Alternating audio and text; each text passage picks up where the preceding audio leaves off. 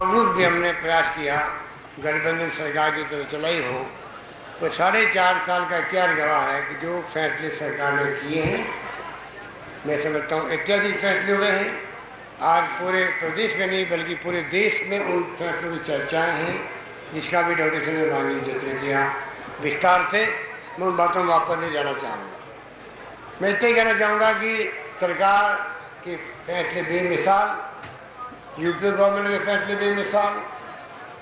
जिस रूप में सोनिया गांधी जी प्रधानमंत्री नहीं बने, डॉक्टर मनमोहन सिंह जी को प्रधानमंत्री बनाया। इतिहास में पहली बार आज राजस्थान के 7-8 मंत्री केंद्र में हैं। 2 महामंत्री AICC के अंदर डॉक्टर CP जोशी और मोहन प्रकाश जी। गवर्नर हमारे कमला बेनीवाल जी गुजरात की हैं, BH जोशी जी हमारे यूपी के हैं, जगन्नाथ पाड़े साहब हमारे पंजाब के हैं, हरियाणा के हैं। तो आप सोच सकते हैं कि राजस्थान का जो महत्व बड़ा है देश के अंदर, वो भी अपना भी मिसाल है। उसको आपको उनको समझना पड़ेगा।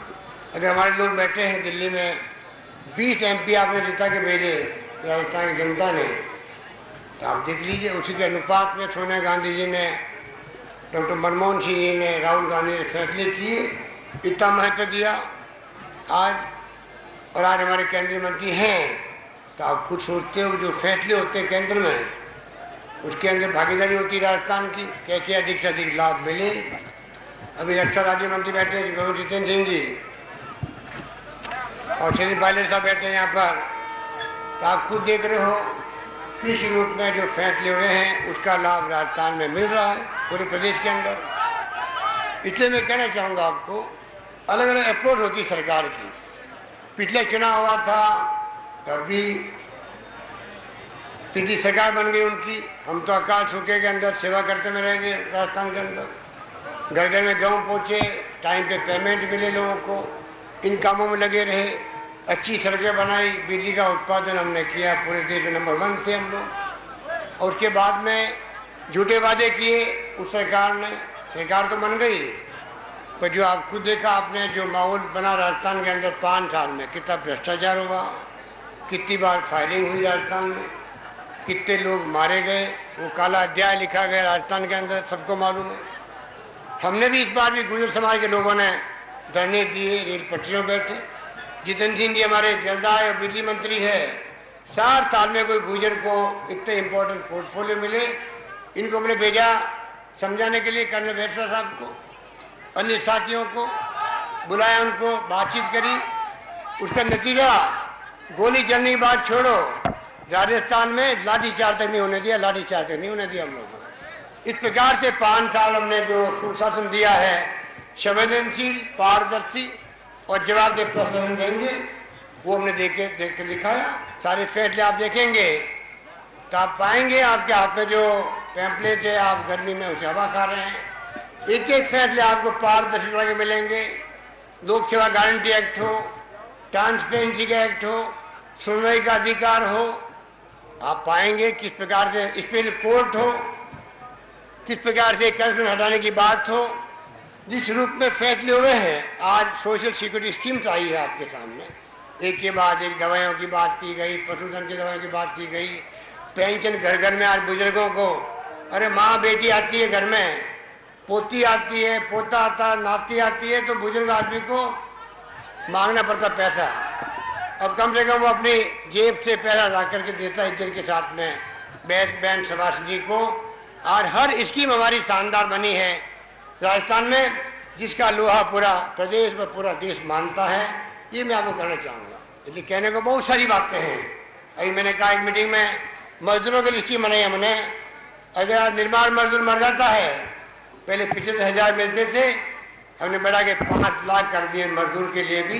कोई मर गया आदमी काम करता हुआ, 5 लाख सरकार देगी। बेटी की शादी होगी तो 50,000 मिलेंगे। बीमार पड़ गया तो उसका बीमा होगा। इतनी स्कीमें हैं। फूड सिक्योरिटी एक्ट आ गया केंद्र में, 80 करोड़ लोगों को, राजस्थान में 40 लाख लोगों को हम देते हैं 1 रुपये किलो गेहूँ। आपको जान के खुशी होगी, 50 लाख परिवार और जुड़ेंगे, 50 लाख परिवार। 1 रुपये किलो मक्का बाजरी, 2 रुपये किलो गेहूँ, 3 रुपये किलो चावल मिलेंगे। ये क्रांतिकारी फैसले जो हो रहे हैं उनको आपको हमको समझना पड़ेगा, इनका फ़ायदा हम गांव गरीब तक कैसे पहुंचाएं। अभी 25 तारीख से लैपटॉप मिल रहे हैं छात्रों को, 18,000 का लैपटॉप होगा, 2,500 की साइकिल का चेक मिलेगा लड़कियों को, 5 लाख लड़कियों को मिलेगा। गरीब का मकान जो कच्चा है झोंपड़ा पहले 50,000 देते थे, हमने 70,000 कर दिए उसकी पहली किस्त मिलेगी, किसी को सेकंड मिलेगी, किसी को तीसरी किस्त मिलेगी। ट्राईसाइकिल जो अपंग भाई बहन हैं उनको 59,000 की ट्राईसाइकिल मोटराइज उनको देने का हमने फैसला किया है। तो जो स्कीमें सरकार ने लागू की है उसका लोहा पूरा देश जानता है और मानता है। विपक्षी पार्टी के लोग जो झूठे वादे करते हैं, झूठा बदनाम करते हैं, जितना झूठ बोलेंगे मैं समझता हूँ उनका इतना ग्राफ नीचे जाएगा, ये मैं आपको दावे के साथ कह सकता हूँ। जनता फैसला करती है और जो फैसला सुनाती है उसको गुमराह करेंगे कोई लोग, झूठे आंकड़े पेश करेंगे, झूठे आरोप लगाएंगे, तो फैसले करते वक्त वो लोग वो भी देखेंगे। और आज झूठ के पुलिंदे पड़े जा रहे हैं मीटिंगों के अंदर। सूराज यात्रा नहीं है, वो कूराज यात्रा है राजस्थान में। जो पहले वो परिवर्तन यात्रा निकली थी, सरकार तो बन गई, वो शासन नहीं बल्कि कुशासन था उस जमाने के अंदर। याद करो क्या क्या नहीं हुआ था, 5 साल कैसे निकाले, राजस्थान की जनता जानती है। इसलिए मैं कहना चाहूँगा कि जो फैसले आपके सामने हैं, फैसला आपको करना आगे भी। किसको सत्ता में बैठाना है राजस्थान की जनता फैसला करेगी। उनके 5 साल हमारे 5 साल को आप तुलना कर लीजिए। ये तो कांग्रेस ने, महात्मा गांधी ने अधिकार दिया हम जनता को, इसलिए यार गरीब से गरीब इंसान का मान सम्मान कायम है, क्योंकि वोटों का राज है। प्रधानमंत्री हो या मुख्यमंत्री हो, चाहे एमएलए हो, एमपी हो, चाहे सरपंच हो, पंच हो, 5 साल की म्याद में जाके पेश होना पड़ता है, पैरों के हाथ लगाने पड़ते हैं, आशीर्वाद मांगना पड़ता है गरीब से गरीब आदमी का भी, इसलिए उसका मान सम्मान बढ़ता है। इसलिए ये व्यवस्था जो देश में लागू है इसको मजबूत किया है 65 साल में तो कांग्रेस ने किया है। इसलिए मैं कहना चाहूँगा ये जो पार्टियाँ हैं इनकी कथनी में करनी में अंतर है। इनका चाल चरित्र चेहरा सामने आ चुका है, इनकी नीति व नीयत एक नहीं है। झूठे वादे करते हैं, धारा 370 के, कॉमन सिविल कोड के, राम मंदिर के, सत्ता में आ गए वापस चले गए, दंगे भड़काए, आग लगाई हमेशा इन्होंने, और कांग्रेस के लोगों ने आग को बुझाने का काम किया है। ये मैं आपको दावे के साथ कह सकता हूँ। और तिरंगे झंडा लेके आप बैठे हुए हो, ये हमारे लिए कुर्बानी का, त्याग का, बलिदान का प्रतीक है। इसलिए राहुल गांधी को जब पूछा गया कि आपका धर्म क्या है, तो उन्होंने कहा मेरा धर्म तिरंगा झंडा है। ये पार्टी तिरंगे झंडे वाली पार्टी है जिसके नेताओं ने जान देना सीखा है, तो देश को अनेकता में एकता वाले मुल्क को एक रखा है, अखंड रखा है। इंदिरा गांधी प्रधानमंत्री रहते हुए शहीद हो गई, राजेश पायलट हम लोग साथ ही थे उस जमाने में पार्लियामेंट के अंदर, हम भूले नहीं हैं। इतनी महान नेता जो तीसरी दुनिया की नेता बन गई थी, उनकी हत्या कर दी गई क्योंकि उन्होंने आतंकवाद को समाप्त करने का बीड़ा उठाया था। राजीव गांधी शहीद हो गए, सरदार बहन सिंह शहीद हो गए, ज्ञात अज्ञात कितने लोग शहीद हो गए, पर देश को एक अखंड रखा है।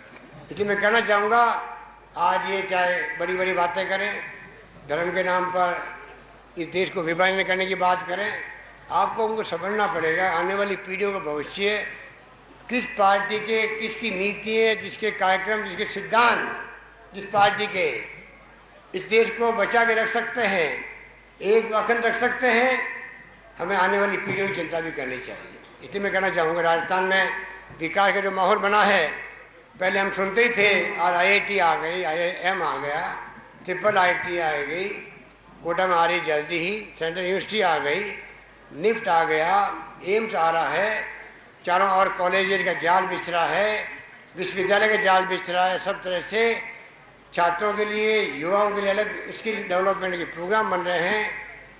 1.5 लाख नौकरियाँ मिल चुकी है, 1.5 लाख की प्रक्रिया चल रही है। कुछ जगह कोर्ट में फैसले आते हैं तो रोकना पड़ता है, पर सरकार की तरफ से 52,000 53,000 तो प्रमोशन कर्मचारियों के, 1.5 लाख की नौकरियाँ, 12,000 की नौकरियाँ कल ही निकली कांस्टेबल की, 20,000 थर्ड ग्रेड टीचर की नौकरी जल्दी निकलने वाली है। इस प्रकार से सरकार ने तो नौकरियाँ, चाहे सरकार की हो चाहे गैर सरकार की हो, कोई कमी रखी नहीं है। और जो आपको अभी कल परसों भास्कर के अंदर अखबार में एक किताब सर्कुलेट की गई है, कृपा करके उस किताब को अपने घर पे रखें। और मैं नौजवानों को कहना चाहूँगा, जो युवा है, छात्र हैं, इस जीवन में कुछ समाज सेवा करना भी सीखें आप लोग। वो किताब को पढ़ के गाँव में, ढाणी में, जो गरीब आदमी है, पिछड़ा हुआ आदमी है, अनपढ़ आदमी है, उसको लाभ कैसे मिल सकता है, उस तक लाभ पहुंचाने का काम भी करें, जिससे कि आपके व्यक्तित्व में निखार हो, आपकी जो सोच है समाज सेवा करने की वो परमानेंट आपकी ज़िंदगी में साथ चले, जिससे कि आप बड़े राजनेता बनो, चाहे अधिकारी बनो, चाहे उद्योगपति बनो, चाहे नौकरी करो, वो सेवा क्या, वो काम ज़िंदगी का, बचपन का, वो ज़िंदगी भर आपके काम आएगा। आपका व्यक्तित्व, आपका कर्तृत्व समाज को योगदान देगा।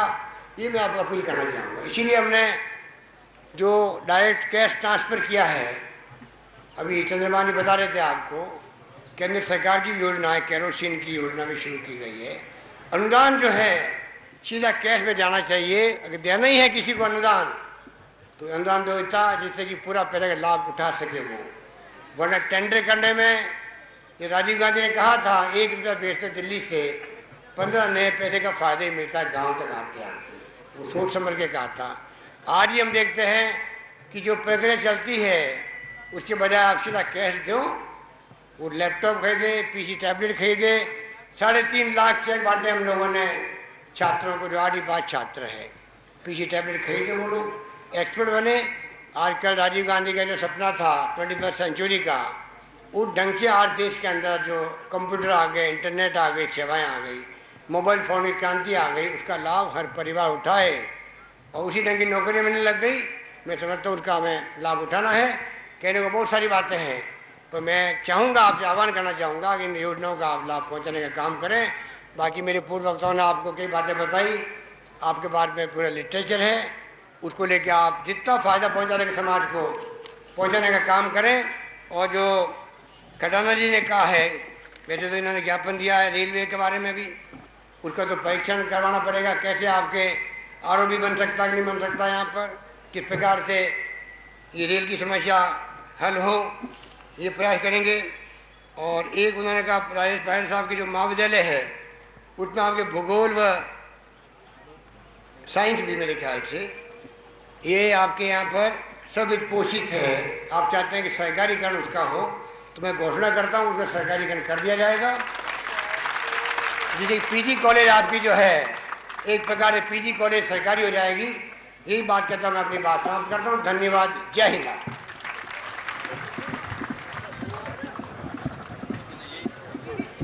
बहुत बहुत धन्यवाद।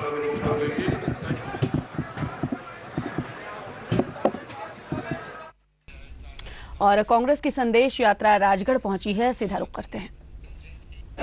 शिक्षा मंत्री प्रभारी अलवर जय किशोरी शर्मा साहब, राज्य मंत्री मुरारी मीणा जी, जयराज मीणा जी, कृष्ण मुरारी गंगावत, दामोदर राठौर जी और शंकुला रावत जी, जिला अध्यक्ष अशोक दीक्षित जी, रमेश खेसी जी, प्रमुख साहिबा श्रीमती साफिया खान जी, हाजी अब्दुल गफ्फार साहब, रोहिता चौधरी जी, कैलाश शर्मा जी और ब्लॉक अध्यक्ष कैलाश मीणा जी, जगदीश शर्मा जी, शरद चौधरी जी, श्रीमती पांची देवी जी, अन्य उपस्थित तमाम हमारे नेतागण, उपस्थित बुजुर्गों, भाई और बहनों, नौजवान दोस्तों और प्यारे बच्चों, मुझे खुशी है कि आज आपके पिनान में आने का अवसर मिला। और आज 2 काम बहुत शुभ हुए हैं। एक तरफ तो राजस्थान प्रदेश कांग्रेस द्वारा आयोजित कांग्रेस संदेश यात्रा यहाँ तक पहुँची, जो संदेश अभी आपको अध्यक्ष जी ने दिया विस्तार से।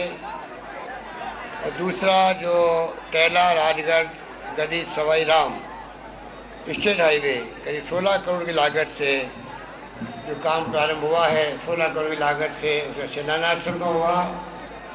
और दूसरा 132 kV करीब 12 करोड़ की लागत से GSS का बनना यहाँ पर। आप सबको बहुत बहुत बधाई और मुबारकबाद और शुभकामनाएं। जैसा मेरे पूर्व वक्ताओं ने आपको बताया कि कोई कमी नहीं रखी गई है कामों के अंदर।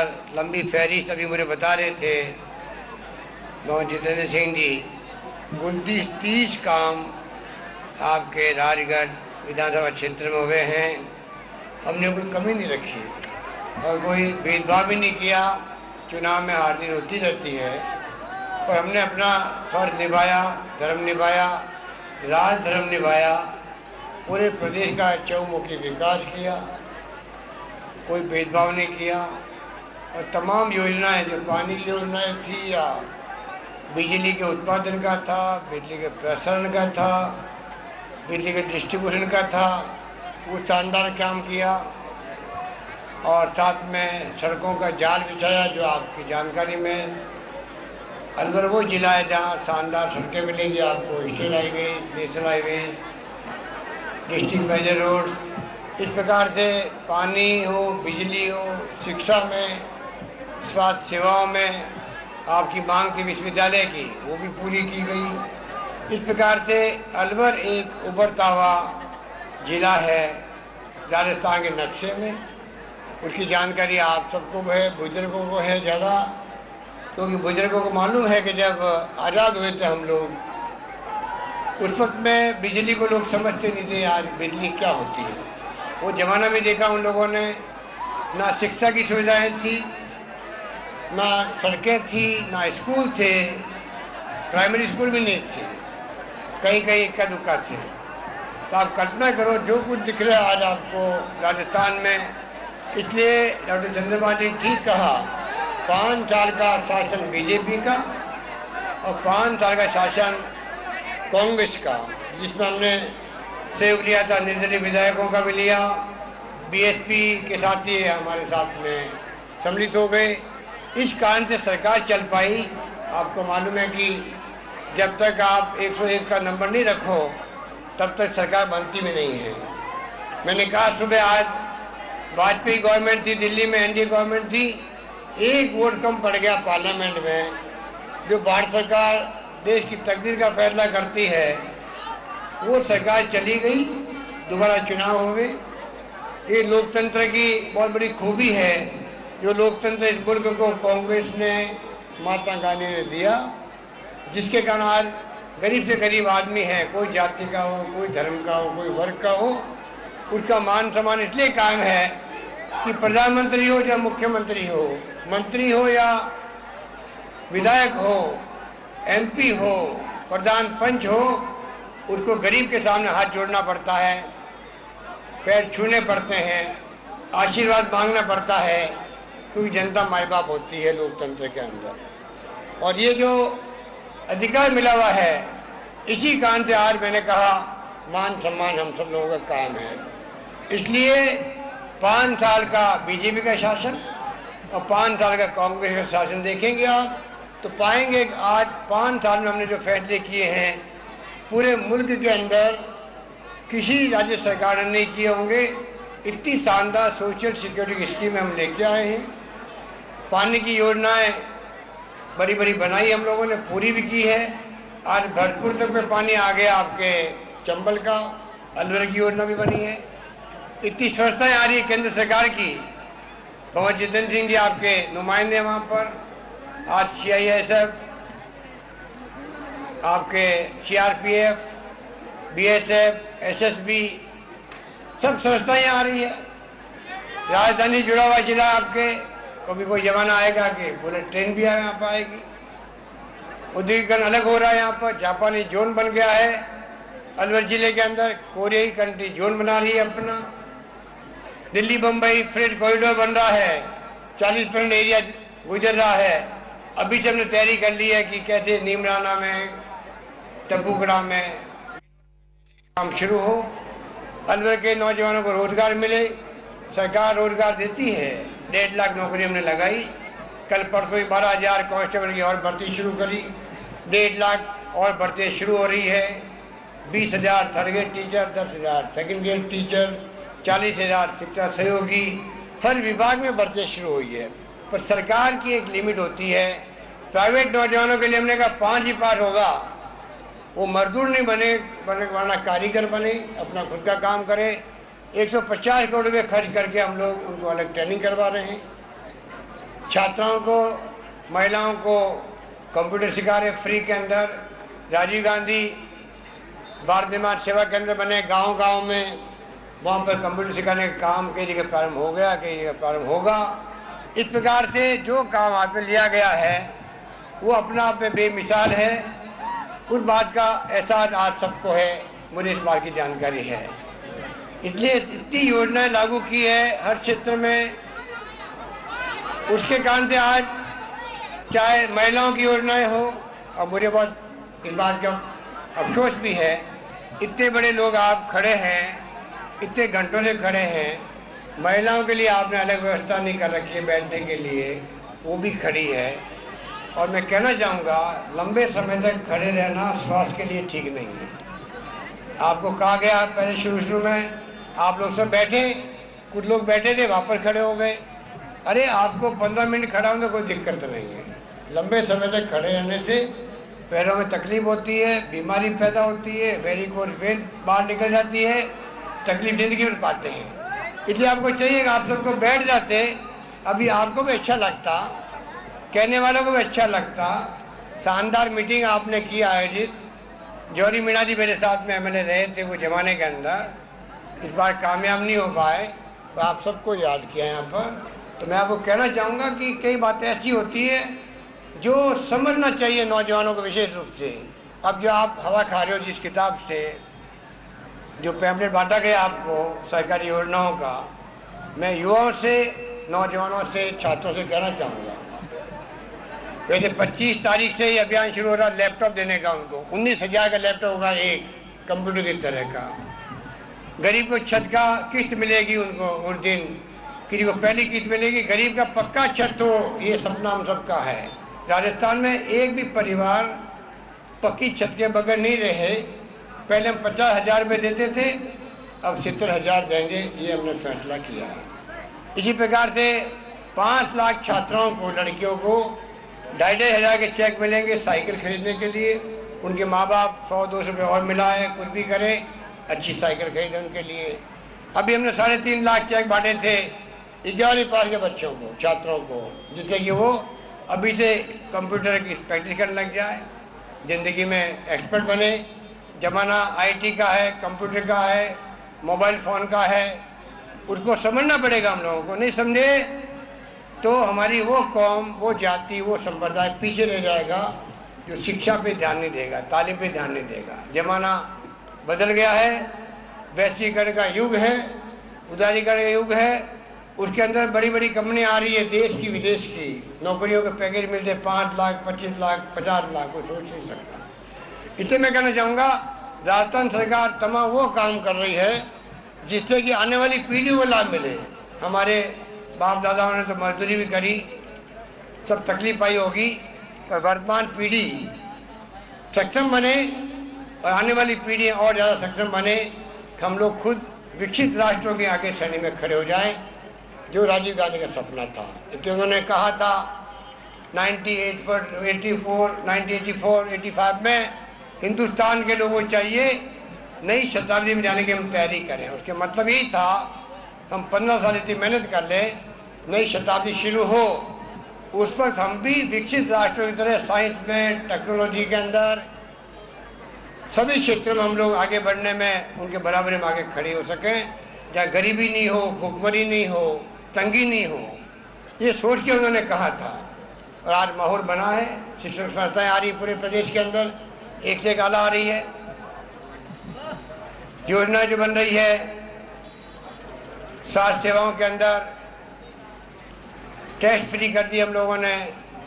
1 रुपये किलो अनाज हमने शुरू किया था देना, अब तो सोनिया गांधी जी ने और डॉक्टर मनमोहन सिंह जी ने फूड सिक्योरिटी का जो अध्यादेश लेकर आए हैं, आज 80 करोड़ लोगों को, राजस्थान में भी 40 लाख लोगों को हम दे रहे हैं 1 रुपये किलो गेहूँ, 25 किलो। अब मिलेगा प्रति व्यक्ति 5 किलो अनाज और संख्या बढ़ जाएगी, करीब 90 लाख हो जाएगी राजस्थान के अंदर, जिसमें 1 रुपये किलो गेहूँ, 1 रुपये किलो बाजरा या मक्का होगा, 2 रुपये किलो गेहूँ होगा और 3 रुपये किलो चावल होगा।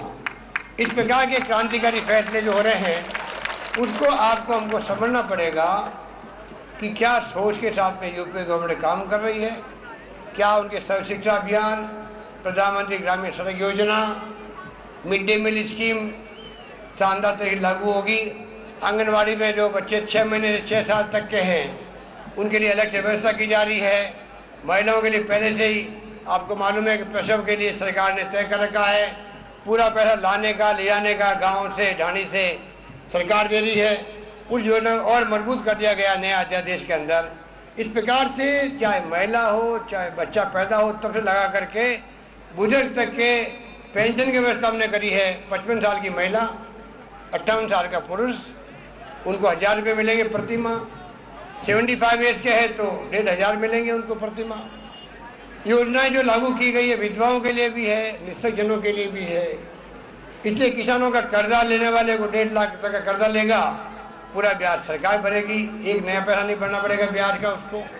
इस प्रकार से 85 योजनाएं बन गई हैं जो आपके हाथ में है। और आपको जो दिया गया है पैम्पलेट, उसको कृपया करके पढ़ के, मैं बजाय इसके कि मैं तमाम योजना को बताऊं जो आपकी जानकारी में कई लोगों को है, आप अखबार पढ़ते हैं, रेडियो सुनते हैं, टीवी देखते हैं।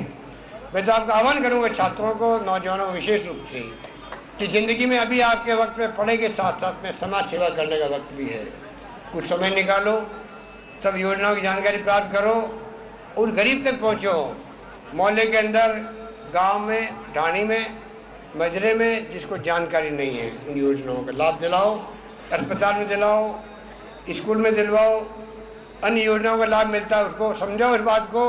ये समाज सेवा आपके ज़िंदगी में पूंजी बन के रहेगी। चाहे आप राजनेता बनोगे, चाहे आप उद्योगपति बनोगे, चाहे नौकरी करोगे, अधिकारी बनोगे, तब भी आपके जहन के अंदर रहेगा कि मैंने बचपन में कुछ समाज सेवा का काम किया था। इसलिए मैं अपने अनुभव से कह सकता हूँ, ये रचनात्मक काम जो गांधी जी ने कहा था हर व्यक्ति को करना चाहिए ज़िंदगी में, वो ज़िंदगी भर साथ चलते हैं, अनुभव के रूप में चलते हैं। इसलिए मैं आपको कहूँगा, श्रम की प्रतिष्ठा भी तब होती है तब बचपन में सब काम अपने हाथ से कोई व्यक्ति करता है। इसलिए स्काउटिंग है, NSS है, NCC क्यों होती है स्कूलों के अंदर? इसलिए बचपन से ही, छात्र जीवन से ही आदमी रचनात्मक कामों की तरफ अग्रसर हो सके। इसलिए मैं लंबी बात नहीं कहता हुआ, क्योंकि सब बातें कह दी गई मेरे पूर्व वक्ताओं ने। मैं तो आपको इतना ही कहना चाहूँगा कि आप जो आरोप लगा रहे हैं, ये जो स्वराज यात्रा वाले पहले धोखा दे चुके हैं प्रदेश को, झूठे वादे किए, गुजरों से किए। उस वक्त में हम तो अकाल सूखे में आपकी सेवा में लगे रहे, गेहूँ घर घर में पहुँचे, टाइम पे पेमेंट हो, और ये लोग हमारे ऊपर आरोप लगाते गए उस जमाने के अंदर भी कि राजस्थान का मुख्यमंत्री तो बीके का कटोरा लेके दिल्ली की सड़कों में घूम रहा है, गेहूँ मांगता हुआ। मैं अकाल पड़ा हुआ था उस वक्त में। मैंने कहा मुझे गर्व होगा अगर मैं भीख मांग के भी गेहूँ घर घर पहुँचा दूँ। 4 अकाल लगातार पड़ गए थे उस जमाने के अंदर, तो मेरे लिए गर्व होगा, शर्म की बात नहीं होगी। इन्होंने कहा था जो आज नेता बने फिरते हैं, पूर्व मुख्यमंत्री महोदय, लोग भूख से मरेंगे। मैंने कहा ऐसी जुबान मत निकालो, मेरे मुख्यमंत्री रहते हुए राजस्थान में एक परिवार को भूखा नहीं सोने दूंगा, ये मेरा संकल्प है। वो मैंने करके दिखाया। गांव गांव में गेहूँ की बोरियां रखवा दी उस जमाने के अंदर, कोई कमी नहीं रखी। तो झूठे वादे को परिणाम था जब राज आ गया, किसानों पे फायरिंग हुई 21 बार, 76 गुर्जर भी मारे गए थे उस जमाने के अंदर।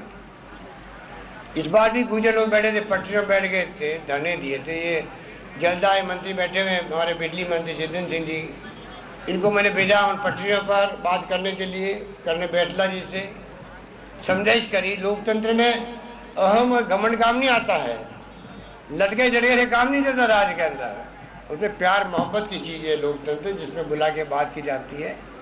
आज हमारे विद्यार्थी मित्र, प्रबोधक, प्रेरक, कितनी तरह की समस्याएं हैं, 80-90 समस्याओं को हमने हल किया है। फिर भी कोई समस्या नहीं पैदा होती, उसको हल करने का प्रयास करते हैं। वो भी धरना देते हैं, प्रदर्शन करते हैं, उनकी बात सुनते हैं हम लोग। घमंड और अहम के अंदर आप कहो ये तो गुंडे हैं किसान लोग, असमझ तत्व है, मैं कोई बात नहीं सुनूंगी, ये असमझ तत्व है तो क्या है, कोई मांगी हुआ नहीं है। और दूसरी दिन गोली चलती है, घरसान रावला में लोग मारे जाते हैं। सोरा मारे गए टोंक के अंदर, सोनिया गांधी वहाँ आई थी। 76 गुर्जर मारे गए, 90 लोग कुल मारे गए थे। आप कल्पना करो, एक इंसान का पुलिस की गोली से मरना कितने बुरी बात होती है। इसलिए मैं कहना चाहूँगा आपको, ये आज स्वराज यात्रा नहीं, वो कूराज यात्रा है। वो घमंड की यात्रा है, अहम की यात्रा है, भ्रष्टाचार को बढ़ावा देने वाली यात्रा है।